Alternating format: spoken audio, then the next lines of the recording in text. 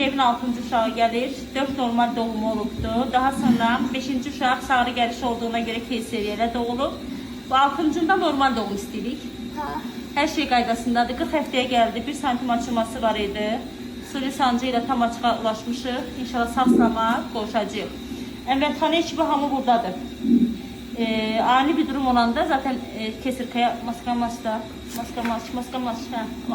aç aşağıya. Təcili bir vəziyyət olsa onsuz da keyseriya alacağıq. Ona görə anestezimiz burada, bütün ekibimiz burada startda durub. İnşallah hər şey qaydasında biz normal doğumumuzu eləyəcəyik. Qeyd edeyim ki, bu hər yerdə icra oluna bilərmi? Xeyr. Çox yəni gəlişmiş bir xəstəxanada olmalıdır. Xəstəxananın yoğun bakımı olmalıdır. Əməliyyatxanası doğum otağına yaxın olmalıdır ki, acil bir durum olduqda müdaxilə oluna bilsin. İndi bizim hər şeyimiz şükür qaydasındadır. Sağ-salamat qucağımıza alacağıq. Keyseriya sonrası normal doğum. Daha sonra da paylaşarıq.